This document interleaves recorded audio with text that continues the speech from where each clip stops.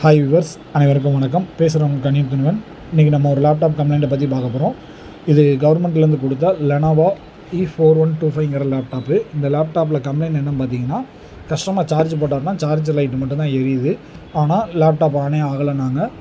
On ஆகலனோடனே நம்ம இது என்ன செஞ்சுருக்கோன்னா, இந்த லேப்டாப்பை கம்ப்ளீட்டாக டிஸ்மேண்டில் பண்ணிவிட்டு உள்ளே இருக்க மதர் போர்டு, அந்த ப்ராசஸர், ஃபேனு, விஜிஏ கேபிள் எல்லாத்தையுமே பக்கவாக செக் பண்ணி கொண்டு வந்துட்டோம். கடைசி இந்த இதை செக் பண்ணுறப்ப என்ன ஆயிடுச்சுன்னா, ஆனே ஆகலை. ஆன் ஆகலோன்னே நம்ம என்ன செஞ்சோன்னா, கீபோர்டை கழட்டுறப்ப ட்ரை பண்ணுறப்ப கழட்டுறதுல இந்த பின்னு ஷார்ட் ஆகி லேப்டாப் ஆன் ஆச்சு. இது கம்ப்ளைண்ட் நினச்சி இப்போ நம்ம வேறு கீபோர்டு மாற்றிட்டோம். அது மாற்றினதுக்கப்புறம் அந்த கம்ப்ளைண்ட் சரியாயிடுச்சு. இப்போ நான் லேப்டாப் ஆன் பண்ணுறேன். கீபோர்டை தான் ரீப்ளேஸ் பண்ணியிருக்கேன். இது ஓல்டு கீபோர்டு. இப்போ நான் லேப்டாப் ஆன் பண்ணுறேன். கீழே பவர் லைட் காட்டுறேன் பாருங்கள். லேப்டாப் ஆனே பக்காவாக இருக்காது. இந்த மாதிரி இன்ஃபர்மேஷன் போடுற நம்ம சேனலை சப்ஸ்கிரைப் பண்ணுங்கள்.